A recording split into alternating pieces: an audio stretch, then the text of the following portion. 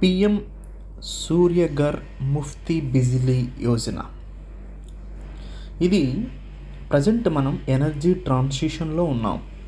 Coal power నుంచి బొగ్గు ద్వారా ఉత్పత్తి అయ్యేటువంటి విద్యుత్ వల్ల పర్యావరణానికి హాని ఉంది కాబట్టి రెన్యూబుల్ ఎనర్జీ సోర్సెస్ వైపు మారుతున్నాం.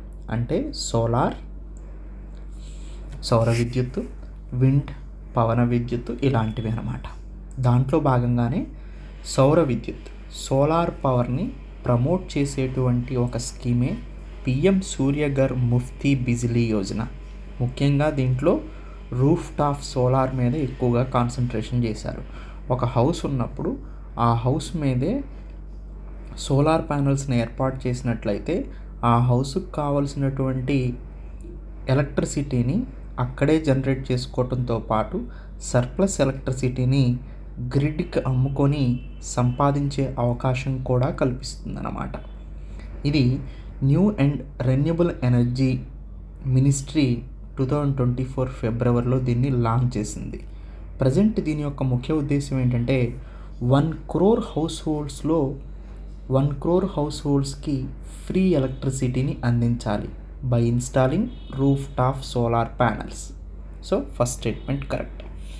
Next, 300 units of free electricity per month provide చేద్దాం అనుకుంటున్నారు. దాంతోపాటు ఈ హౌస్ మీద ఏర్పాటు చేసేటువంటి ప్యానల్స్ కాస్ట్లో 40% గవర్నమెంటే సబ్సిడీగా ఇస్తుంది. ఓన్లీ మీరు ప్రతి 100 రూపాయల్లో 60% మాత్రమే మీరు బేర్ చేయాల్సిన అవసరం ఉందన్నమాట.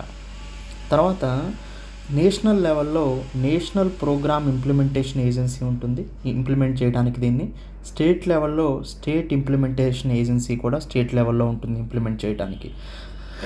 సెంట్రల్ ఫైనాన్షియల్ అసిస్టెన్స్ చూస్తే రెసిడెన్షియల్ కన్జ్యూమర్స్కి రూఫ్ టాప్ సోలార్ని ఇన్స్టాల్ చేసుకున్నందుకు గాను సెంట్రల్ ఫైనాన్స్ అసిస్టెన్స్ కూడా ప్రొవైడ్ చేయడం జరుగుతుందన్నమాట.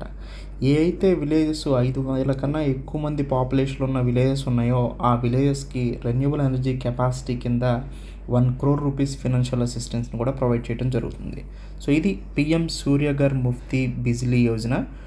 ఇక్కడ ఈ క్వశ్చన్కి వచ్చేసరికి 1, 2, 3 all 3 statements are correct. Next వచ్చేసి ఇన్ఫ్లేషన్, ద్రవ్యోల్బణాన్ని మనం ఇండికేట్ చేయడానికి 2 types ఆఫ్ ఇండెక్సెస్ని చూస్తాం. అంటే ఇన్ఫ్లేషన్ని ఇండికేట్ చేయడానికి, అంటే వస్తువు ధరల స్థాయిలో పెరుగుదల ఉందా లేదా చూడటానికి.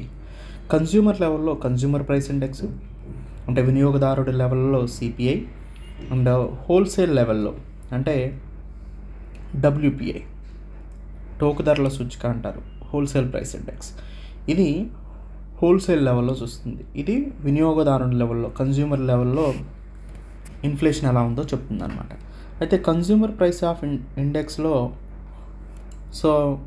It measures the overall change in consumer prices based on the representative basket of goods. కొన్ని గూడ్స్ కొన్ని బాస్కెట్స్ ఉంటాయండి, లైక్ ఫుడ్, ఆహారం, క్లాతింగ్, బట్టలు, ట్రాన్స్పోర్టేషన్, రవాణా, మెడికల్ కేర్, హెల్త్, ఆరోగ్యం, ఎలక్ట్రిసిటీ, విద్యుత్తు, ఎడ్యుకేషన్, చదువు, ఇవన్నీ కలిపి ఒక బాస్కెట్లో ఉంటాయి. ఈ బాస్కెట్ని మనం మెజర్ చేయటం వల్ల రిప్రజెంటేషన్ ఆఫ్ ఈ బాస్కెట్లో గూడ్స్ ప్రైసెస్ కనుక పెరుగుతూ ఉంటే సిపిఐ పెరుగుతూ ఉంటుందన్నమాట. బేస్ ఇయర్ వచ్చేసి ఇక్కడ మనం బాస్కెట్ ఆఫ్ గూడ్స్ అండ్ సర్వీసెస్కి బేస్ ఇయర్ వచ్చేసి 2011-12ని మనం బేస్ ఇయర్గా తీసుకోవడం జరుగుతుంది. సిపిఐ మెజర్ చేయడానికి బేస్ ఇయర్ 2011 and 12గా తీసుకుంటాం అన్నమాట. నెక్స్ట్, దీన్ని ఎవరు పబ్లిష్ చేస్తారు అంటే నేషనల్ స్టాటిస్టిక్ ఆఫీస్ పబ్లిష్ చేస్తుంది. ఎప్పుడు? ఎవ్రీ మంత్కి ఒకసారి నేషనల్ స్టాటిస్టిక్ ఆఫీస్ అనేది దీన్ని పబ్లిష్ చేస్తుంది అనమాట. ఏ మినిస్ట్రీ కింద ఉంటాయి ఇవన్నీ కూడా అంటే ministry of statistics and programme implementation కింద ఉంటాయి. Every year national statistics office publish చేస్తున్నారు. ఎవ్రీ ఇయర్ కాదు, ఎవ్రీ మంత్ కూడా నేషనల్ స్టాటిస్టిక్స్ ఆఫీస్ అనేది పబ్లిష్ చేస్తుంది. తర్వాత ఎందుకు యూజ్ చేస్తారు సిపిఐని అంటే డియర్నెస్ అలవెన్సెస్ని, తర్వాత ఇన్ఫ్లేషన్ని, అసలు ఇవన్నీ మానిటర్ చేస్తుంది అనమాట కన్జ్యూమర్ ప్రైస్ ఇండెక్స్ అన్ని. థర్డ్ స్టేట్మెంట్ కరెక్ట్ అండి. ఇక్కడ 1 and 3 statements correct. How many of the above statements are correct? Only 2 statements are correct. స్టేట్కి మనం ఇన్కమ్ చూస్తే అండి ట్యాక్స్ ద్వారా వస్తుంది స్టేట్ రిసిప్ట్స్ అనేవి. అండ్ స్టేట్కి ఇన్కమ్ అనేది నాన్ ట్యాక్స్ సర్వీసెస్ ద్వారా కూడా వస్తుంది, అవునా. అండ్ దాంతోపాటు స్టేట్కి వచ్చే మనీ సెంట్రల్ గవర్నమెంట్ యొక్క గ్రాంట్స్ ద్వారా కూడా వస్తుంది. ఓకే, స్టేట్ ట్యాక్స్ చూస్తే స్టేట్ జిఎస్టీ ఉంటుంది, అవునా. స్టేట్ జిఎస్టీ, ఎస్జిఎస్టీ, అవునా. సో దీంట్లో కొంత పోర్షన్ యూనియన్ గవర్నమెంట్ కూడా కలెక్ట్ చేస్తుంది జిఎస్టీలో. సో స్టేట్ కూడా డైరెక్ట్గా కొంత కలెక్ట్ చేస్తుంది, దాన్ని ఎస్జిఎస్టీ అంటారు. ఓకే, దాంతోపాటు స్టేట్కి వచ్చే ట్యాక్స్లో స్టేట్ ఎక్సైజ్ డ్యూటీని లెవీ చేస్తుంది. దేని మీద? ఆల్కహాల్ మీద, హ్యూమన్ కన్జంప్షన్, తాగుబోతుల మీద. సో ఇక్కడ స్టేట్ అనేది ఎక్సైజ్ డ్యూటీని కలెక్ట్ చేస్తుంది, అంటే డైరెక్ట్గా స్టేట్ గవర్నమెంట్కి ఈ మనీ వస్తుంది. Excise duty on alcohol for human consumption అనేది ట్యాక్స్ కిందకు వస్తుంది, అది స్టేట్ డైరెక్ట్గా లెవీ చేస్తుంది. ఓకే, తర్వాత జిఎస్టీ లేనటువంటి వస్తువుల మీద సేల్స్ ట్యాక్స్ అని, వ్యాట్ అని, ఇవన్నీ కూడా స్టేట్ గవర్నమెంటే లెవీ చేస్తుంది.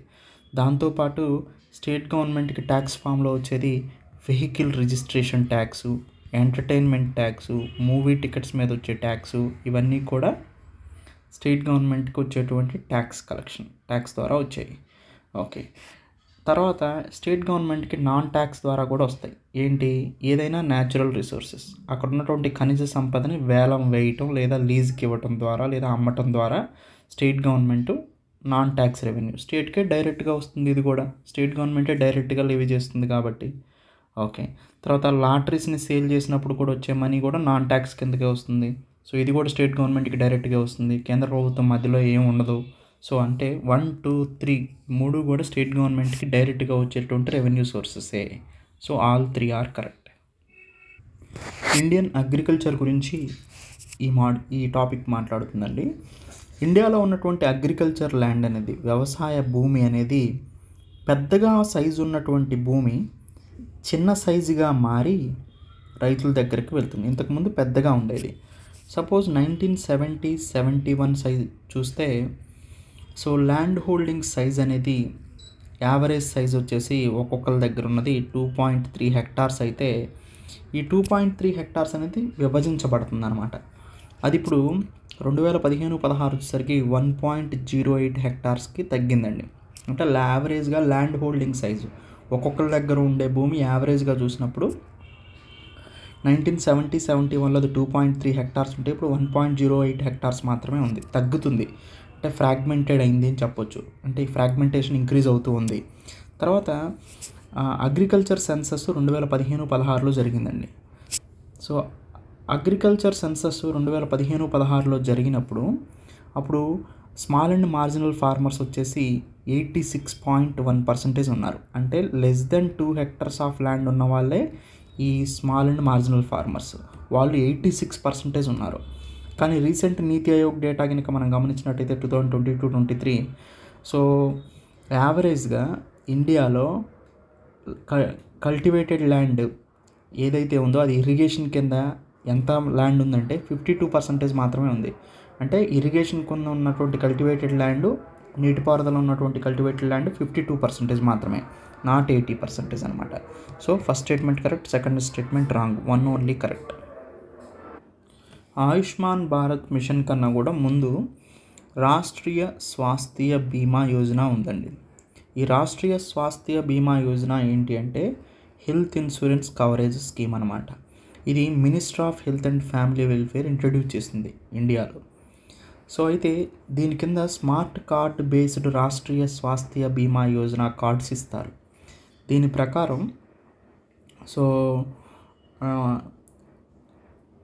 ప్రకారం ఏంటంటే హెల్త్ కేర్ సర్వీసెస్ని ఈ స్మార్ట్ కార్డ్ బేస్ చేసుకొని ఈ రాష్ట్రీయ స్వాస్థ్య బీమా యోజన కింద ప్రొవైడ్ చేయడం జరుగుతుందన్నమాట. అయితే ప్రతి ఫ్యామిలీకి కూడా 30,000 రూపాయలు ప్రతి సంవత్సరానికి ఈ హెల్త్ ఇన్సూరెన్స్ అనేది చేయబడుతుంది డెసిగ్నేటెడ్ హెల్త్ హాస్పిటల్స్లో. సో నాట్ 1 lakh అండి, ఓన్లీ 30,000 రూపీసే ఈ స్కీమ్ కింద హెల్త్ ఇన్సూరెన్స్ ప్రొవైడ్ చేయబడుతుంది. 1 ఓన్లీ కరెక్ట్.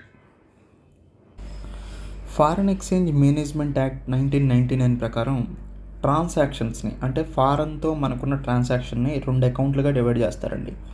ఒకటి కరెంట్ అకౌంట్, రెండోది క్యాపిటల్ అకౌంట్.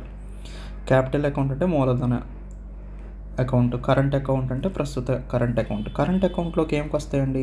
తక్కువ టైంలో జరిగే ట్రాన్సాక్షన్స్ అన్నీ 1 ఇయర్ లోపు జరిగాయని కరెంట్ అకౌంట్ కిందకి వస్తాయి. లాంగ్ టర్మ్ బేసిస్ అన్నీ కూడా క్యాపిటల్ అకౌంట్ కిందకి వస్తాయి. రెమిటెన్సెస్ ఉందనుకోండి, కరెంట్ అకౌంట్ ఇది. అంటే వేరే దేశం నుంచి మన వాళ్ళు సంపాదించి మన దగ్గరే పంపించినాయి, మన దగ్గర నుంచి వాళ్ళ దేశానికి పంపించేవి ఇన్వార్డ్ అండ్ అవుట్వార్డ్ రెమిటెన్సెస్, ఇవన్నీ కూడా కరెంట్ అకౌంట్లోకి వస్తాయి. Dividends and interest. మన ఇండియన్ కంపెనీ టాటా ఉందనుకోండి, అది వేరే యూఎస్ఏలో తన బ్రాంచ్ ఉంది, అక్కడ నుంచి మనకి వచ్చిన రెవెన్యూని మనకి ఎక్కడికి పంపిస్తుంది అనుకోండి డివిడెంట్గా. సో అది డివిడెంట్ అండ్ ఇంట్రెస్ట్ కూడా కరెంట్ అకౌంట్ కిందకే వస్తుంది. తర్వాత transfer or issuance of foreign securities, ఇది మాత్రం క్యాపిటల్ అకౌంట్ కిందకి వస్తుందండి. So 1 only correct.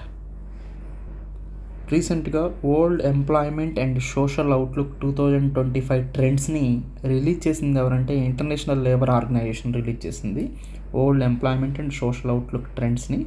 అయితే అన్ఎంప్లాయ్మెంట్ రేట్ అనేది చాలా తక్కువగా ఉంది మిగతా సంవత్సరాలతో పోలిస్తే. 2024లో ఇది 5% ఉంది గ్లోబల్ అన్ఎంప్లాయ్మెంట్ రేట్ అనేది.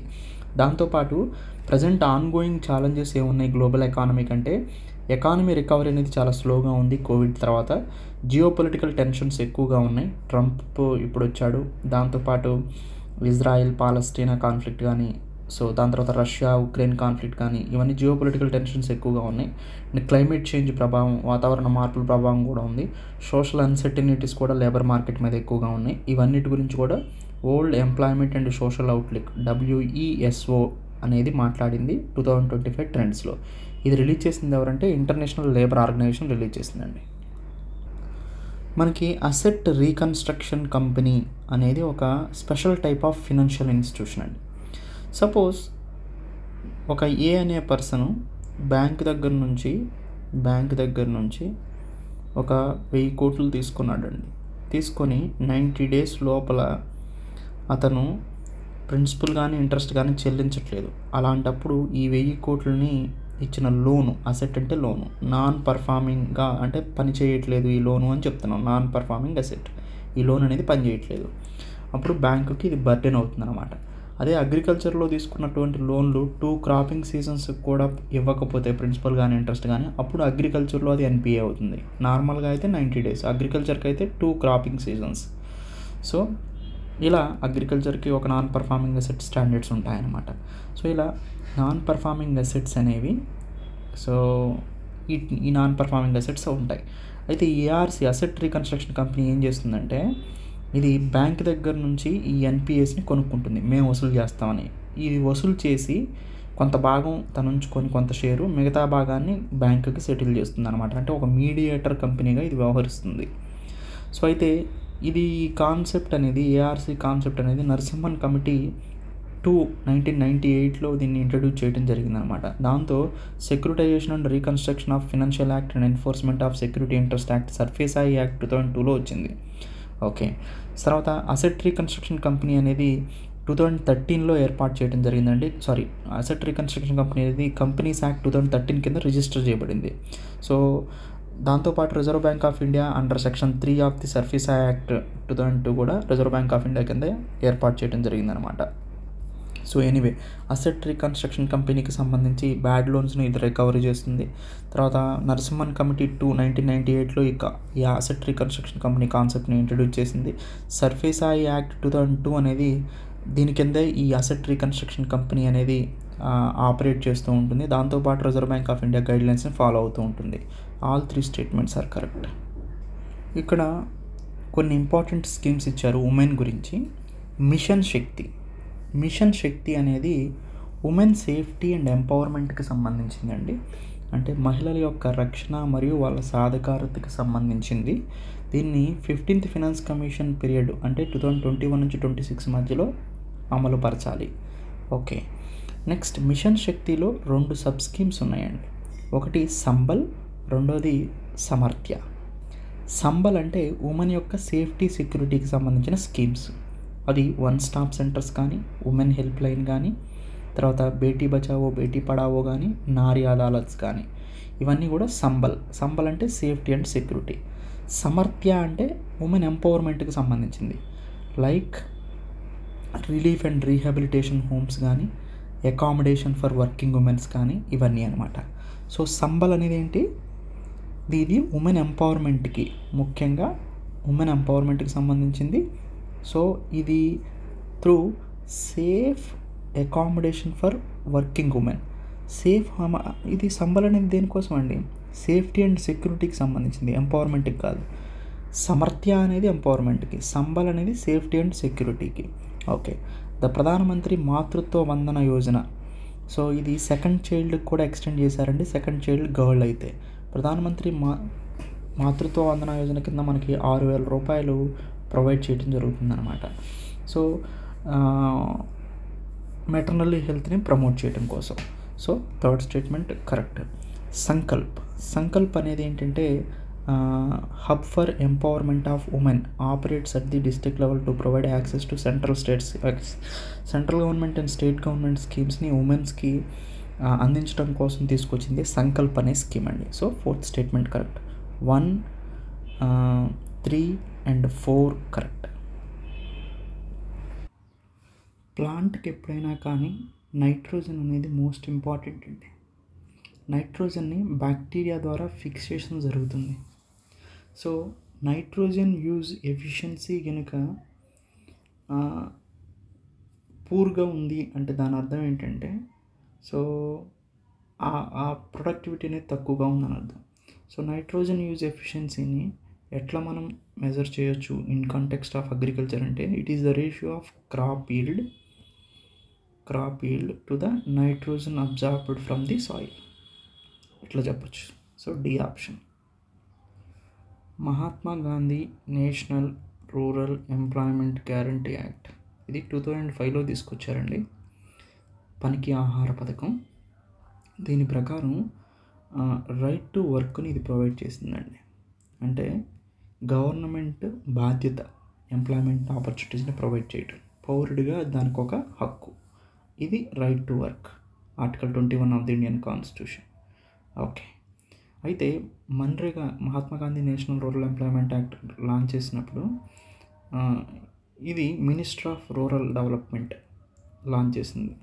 అంటే minister of rural development launch చేసినప్పుడు ఒక 150 బ్యాక్వర్డ్ డిస్ట్రిక్ట్లో ఫస్ట్ టైం లాంచ్ చేశారు. అయితే ప్రతి ఫినాన్షియల్ ఇయర్లో ఎన్ని డేస్ ఆఫ్ వర్క్ ఇవ్వాలి, 100 డేస్ ఆఫ్ వర్క్ ఇవ్వాలి. ఎవరికి ఇవ్వాలి, ఎవరైతే అక్కడ అన్ఎంప్లాయ్మెంట్గా ఉన్నారో, రూరల్లో ఉన్నటువంటి అడల్ట్ మెంబర్స్ ఎవరైతే ఉన్నారో, వయసు వచ్చిన వాళ్ళు ఎవరైతే ఉన్నారో అడల్ట్ మెంబర్స్ రూరల్లో ఉన్న వాళ్ళు విల్లింగ్గా ఉండి, వాళ్ళకి ఎలాంటి జాబు లేకపోతే, వైట్ కార్డులు ఉంటే వాళ్ళకి ఈ వర్క్ని ప్రొవైడ్ చేయడం జరుగుతుంది. అయితే వాళ్ళు రిజిస్టర్ చేసుకున్న తర్వాత ఒక 15 రోజుల్లోపు కనుక వాళ్ళకి వర్క్ని చూపించకపోతే ఎలవెన్సెస్ అనేవి ఆటోమేటిక్గా ఇవ్వాల్సి వస్తుంది అనమాట. So first and second statement both are correct. ఇక్కడ అగ్రికల్చర్కి సంబంధించిన రబ్బర్ గురించి మాట్లాడుతున్నారండి.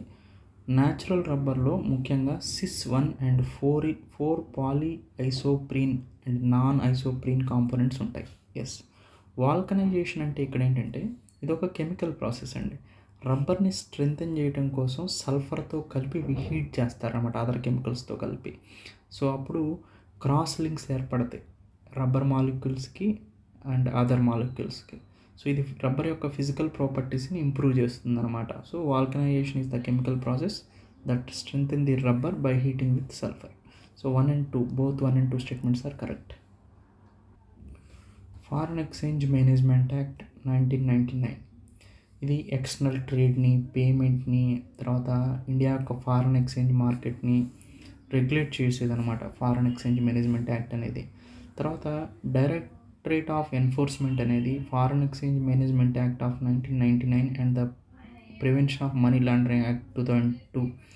సో ఈ డైరెక్టరేట్ ఆఫ్ ఎన్ఫోర్స్మెంట్ అనేది ఫెమాని అండ్ PMLAని కూడా ఎన్ష్యూర్ చేస్తుంది. So first and second both 1 and 2 are correct. Jawaharlal Nehru port authority JNPA, ఇది నావీ ముంబైలో ఉందండి. ఇది 100% ల్యాండ్ లార్డ్ పోర్ట్, అంటే అన్ని బెర్త్స్ కూడా దీంట్లో PPP పబ్లిక్ ప్రైవేట్ పార్ట్నర్షిప్ మోడ్లో ఇది ఆపరేట్ అవుతూ ఉంటుంది అన్నమాట. సో ఇది కంటైనర్ హ్యాండ్లింగ్ పోర్ట్. అప్రాక్సిమేట్గా టోటల్ కంటైనర్ హ్యాండ్లింగ్ కార్గో పోర్ట్లో 50% ఇండియా మేజర్ పోర్ట్లో ఇక్కడ నుంచే జరుగుతుంది. 1989 నుంచి ఇది ఆపరేషన్లో ఉందన్నమాట. అసలు యాక్చువల్గా ఇది బల్క్ కార్గో టెర్మినల్ నుంచి కంట్రీస్ లీడింగ్ కంటైనర్ పోర్ట్గా మారింది. ప్రపంచంలోనే 100 కంటైనర్ పోర్ట్స్ ఉంటే దాంట్లో ఇది 26th పొజిషన్లో ఉంది. సో జేఎన్పిఏ కింద 5 కంటైనర్ టెర్మినల్స్ కూడా ఉన్నాయి. వాటిలో నావా షేవా ఫ్రీ పోర్ట్ టెర్మినల్, ఎన్ఎస్ఐసిటి, జీటీఐపిఎల్, ఎన్ఎస్ఐజిటి, బిఎంసిటి ఇలా 5 టెర్మినల్స్ కూడా ఉన్నాయి.